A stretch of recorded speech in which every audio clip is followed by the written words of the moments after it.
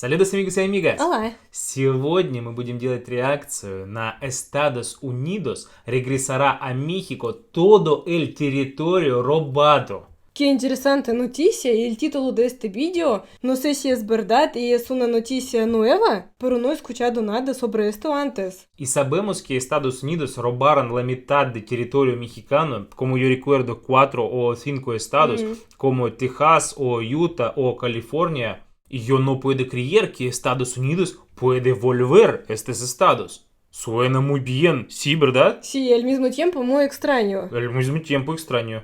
Y vamos a ver qué pasará. Y amigos, este vídeo sacamos del canal Diego Saúl Reina Español. Y es muy buen youtuber mexicano que hace sus increíbles vídeos en Canadá. Y amigo, por favor, suscríbete a este canal, el link está en la descripción. Y no olvides suscribirse a nuestra página de Facebook y nuestros Instagrams. Y vamos a reaccionar.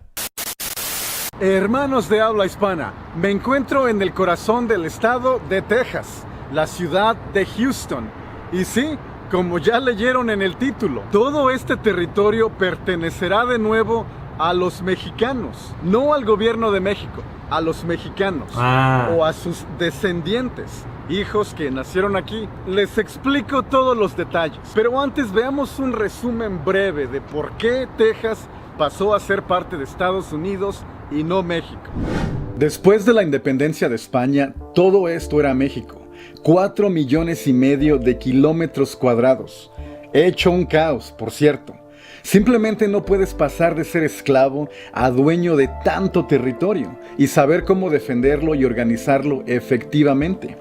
Para empeorar las cosas, el vecino, Estados Unidos, tenía como prioridad expandir sus fronteras, acaparar la mayor cantidad de territorio posible.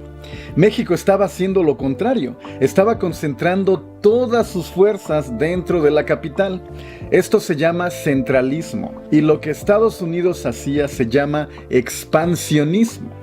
Hay mucho más de la historia, lo estoy sobresimplificando para ser breves. Voy a omitir muchos detalles, pero pasó más o menos así. Estos terrenos estaban vacíos, despoblados, sin desarrollo o infraestructura. Por tanto, nadie se quería mudar ahí, al menos no los mexicanos. Así que al gobierno se le ocurrió la peor idea en la historia: invitar a inmigrantes a que vengan a hacer el trabajo que los mexicanos no querían hacer. Y estos inmigrantes de Estados Unidos se empiezan a establecer ahí, con una condición: que el gobierno de Santa Anna les exigía que se hicieran mexicanos. Esto es, que se convirtieran al catolicismo, sus documentos oficiales en español, y que cambiaran su nombre al equivalente en español. Por ejemplo, si el joven se llamaba Riley Johnson, ya iba a ser Pánfilo Gómez. Lo cual no los tuvo tan contentos, pero así se la llevaron por un rato, relativamente en paz. Pero las diferencias culturales y políticas se seguían acumulando. Una de las más notables fue la esclavitud, que fue abolida en México. Pero los tejanos querían tener esclavos. Y así hasta que se empezaron a rebelar en contra del país que les ofreció un lugar para establecerse. Y querían formar su propio país, la República de Texas. Y Estados Unidos les dio más sí, yo recuerdo este dato. Soberanía. Así que la segunda rebanada del pastel de tragedia: el inepto de Santa Anna, quien estaba a cargo de llevar tropas mexicanas hasta el territorio que los separatistas querían tomar. Y se le ocurre la magnífica idea de no irse en barco, sino caminando, con todos los soldados, cargando todo el equipo. Primero el Texas separado, como república. La batalla, que llegar todo cansado, deshidratado, sin dormir y con ampollas en las patas. Y para cerrar con broche de oro, después de días de artillería, Santa Anna ordena a los soldados a que se vayan a dormir, sin vigilantes, y que los demás se vayan a bañar a algún río. Conocido como la Batalla del Álamo, es ahí donde los tejanos atacan y agarran a los soldados mexicanos desnudos o dormidos. Y así, por una serie de negligencias, errores, ineptitudes, se perdió todo este territorio. Después, Estados Unidos, con su astuto expansionismo, llega a un acuerdo y anexa a Texas a su territorio. Texas fue solo el inicio. Estados Unidos puso sus ojos en el resto del territorio mexicano. En algún punto planearon anexar todo, Wow. pero se dieron cuenta que las diferencias culturales eran muchas y decidieron solo tomar las partes más despobladas. Un Sonora. problema grande para el ejército mexicano fueron los soldados desertores. Mal entrenados, mal armados, con hambre, sin paga, no tenían lealtad a los generales mexicanos. En sí, un campesino de las afueras de la Ciudad de México, sumido en la pobreza, no tenía ninguna razón para pelear contra un estadounidense por terrenos despoblados en el norte. Y así, todo esto pasó a ser parte de Estados Unidos. Y nos fue bien. El plan original era anexar de la Ciudad de México hacia arriba. Ya siendo parte de Estados Unidos, los tejanos convierten esta área en una de las más prósperas que hay en el mundo. Ahorita ya tiene competencia, pero antes esta era la capital mundial de la industria energética. Y después inmigrantes de todo el mundo empezaron a mudarse a esta área en busca de una mejor vida. Y después de la década de los 70s, la mayoría de esos inmigrantes venían de México. Desde México. Será nuevamente mexicano por la población. La mayoría de los residentes serán nacidos o de origen mexicano. En estos videos que subí hace poco les mostré las ciudades de la frontera, que son casi el 99% mexicanos. Pero ya no solo es en la frontera. San Antonio, por ejemplo, en la parte central de Texas, de las ciudades más grandes e importantes en todo el país, es más de 3/4 partes hispano. Y no solamente Qué bueno. esta ciudad de San Antonio, sino todas las ciudades grandes, chicas y pueblos en el estado de Texas. De hecho, cada vez que la población anglosajona aumentó un miembro en el 2019, la población hispana aumentó casi 9 miembros. No en las próximas décadas, sino en los próximos años. La población de hispanos rebasará a la de anglosajones en Texas. Y de ahí se proyecta que solo aumentará hasta ser la gran mayoría. Y no solamente el estado de Texas. En todos los estados que solían ser territorio Que está cerca de México. los hispanos ahorita son ya sea 1/4 o 1/3 parte o casi la mitad. Y para el 2060 serán entre el 80 y el 90% de la población. Y no solo los estados que solían ser mexicanos. Según la proyección oficial del Buró de Estadísticas de Estados Unidos, quien hasta ahora es el país más rico, poderoso e influyente en el mundo, todo el país será 1/3 parte de origen hispano. Esto es 1 de cada 3 estadounidenses. Todos los días, 1000 estadounidenses de padres hispanos alcanzan la edad para votar. 1000 cada 24 horas. En 1980 había 14 millones de hispanos en Estados Unidos, un poquito arriba del 6%. En el último censo del 2017 ya eran 60 millones. Wow. Y digo eran y no éramos porque yo no vivo aquí. Miren, esta no es mi opinión, no es una idea que yo tengo, es un dato matemático. Para que toda cultura, país o población o grupo étnico pueda sobrevivir o crecer, en esa comunidad deben de tener una tasa de reproducción por arriba del reemplazo. ¿Qué es esto? Cuando tú tienes un hijo, no te estás reproduciendo. Solo te estás reemplazando a ti en la alberca de la genética. Cuando tienes un segundo hijo, ahí tampoco te estás reproduciendo. Solo estás reemplazando a tu pareja, porque se necesitan 2 personas para engendrar a un ser humano. Es hasta el tercer hijo, que ya es una reproducción. Si de 2 padres salen 2 hijos, no es multiplicarte. De 2 padres tienen que salir 3 hijos o más. Y es este tercer hijo el que los estadounidenses de origen europeo o blancos no están teniendo. Pero los latinos, sí. Señores, que Sí. esto quede muy, muy claro.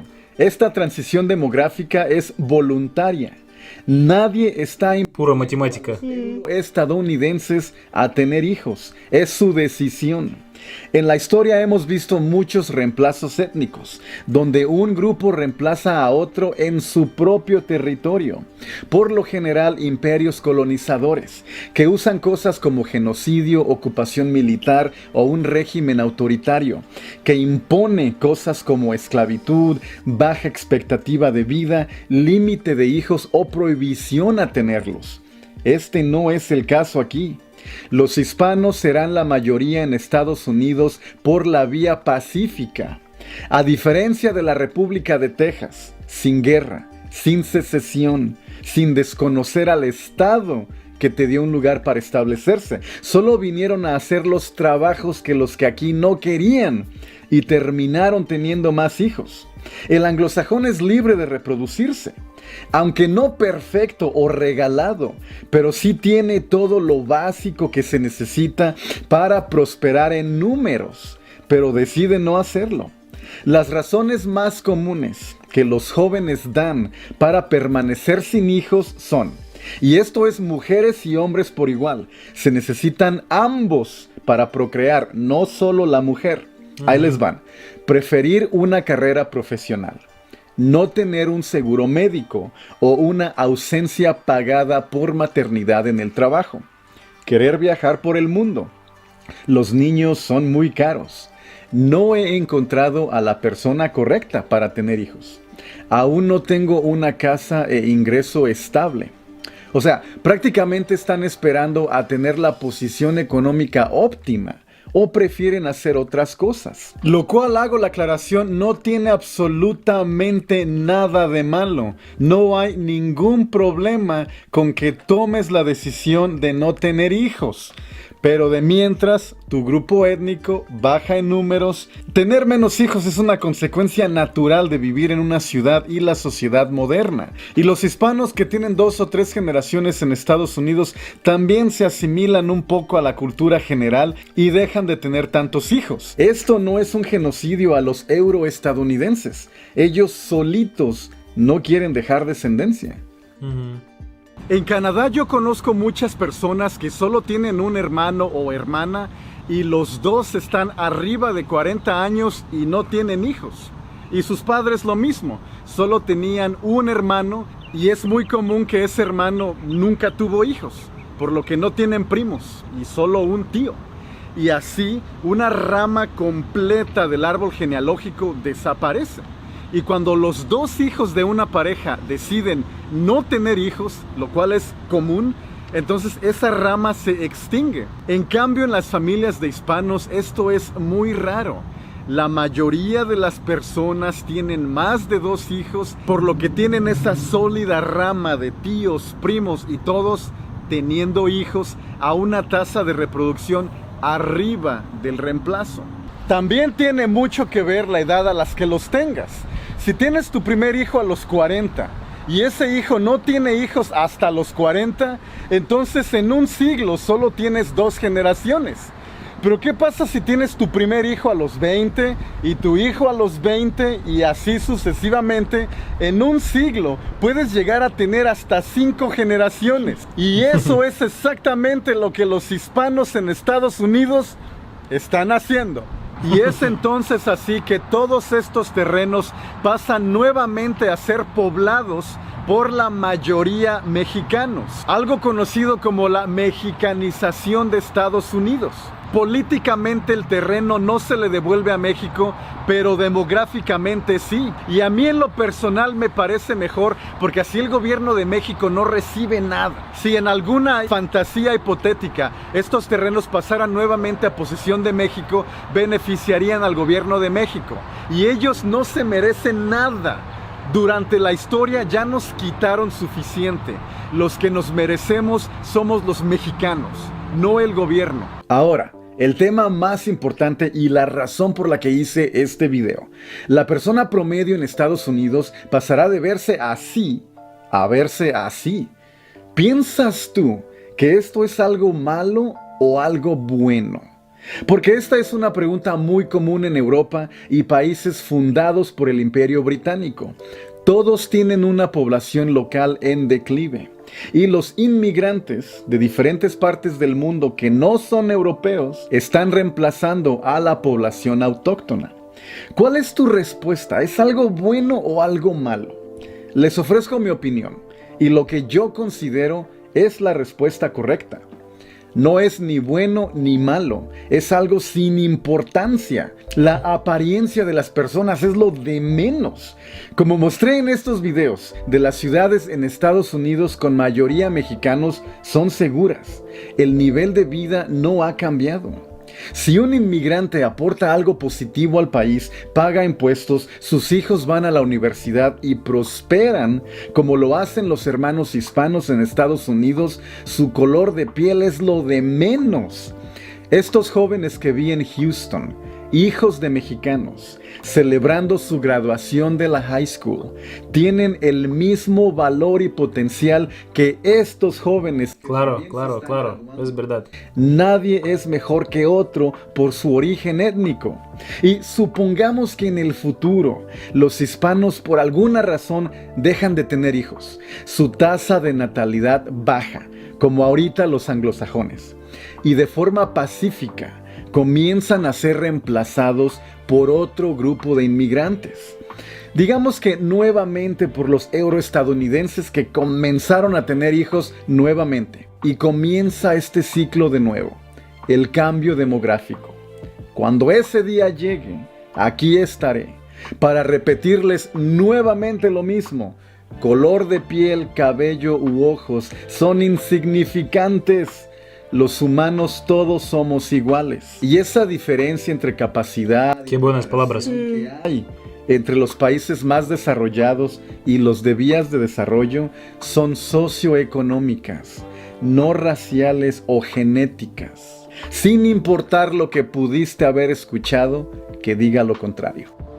Miren, ese edificio de ahí hasta arriba tiene un templo maya. Es porque el arquitecto que lo diseñó, antes de diseñarlo, estuvo de viaje por el área de la Riviera Maya, en la ciudad de Tulum por ahí, y se inspiró tanto que diseñó este edificio con un templo maya hasta arriba. Qué bueno. Este video fue una mezcla de datos oficiales, números y estadísticas oficiales, proyecciones de estadistas que saben de lo que están hablando y un poquito de mi opinión. Amigos, qué increíble, qué informativo análisis de Diego. Sí. En su análisis hay muchos datos, mucha lógica y mucha matemática, sí. Y todo es verdad, no es solo su opinión, sino todo el mundo puede encontrar esta información por el Google. Y puede ser que en el año 2050 la mitad de población de Estados Unidos serán los mexicanos. Sí. Y qué bueno que ustedes todavía prefieren tener familias grandes, porque en Rusia ahora es una pregunta muy complicada. Por ejemplo, la gente en los pueblos prefieren tener más hijos, pero la gente en las ciudades prefiere tener menos hijos. Por ejemplo, solo un hijo y cuando serán un poco más mayores. Pero nuestro gobierno también da ayuda para la gente que quiere más hijos. Por ejemplo, para la familia que quiere tener segundo hijo, hay pagos muy buenos. Y estos pagos son o para universidad de este hijo o para un piso. Y amigos, es muy buena idea. Si los Estados Unidos no quieren volver el territorio, entonces vamos a vivir en este territorio. Sí. Es muy buena idea. Y también yo creo que es muy bueno cuando un mexicano quiere mudarse a los Estados Unidos y ahí tiene muchas posibilidades, porque hay muchos mexicanos viviendo ahí, puedes hablar en español, puedes ir a una taquería, puedes encontrar tu familia mexicana ahí. Y tus amigos o, por ejemplo, un jefe de una empresa también puede ser mexicano y él va a ayudar a un mexicano y no estadounidense, por ejemplo. Y amigos, muchas gracias por ver nuestra reacción. Si te gusta, por favor, suscríbete a nuestro canal, dale like, activa el icono de la campanita y nos vemos, amigos. Hasta la próxima. Adiós.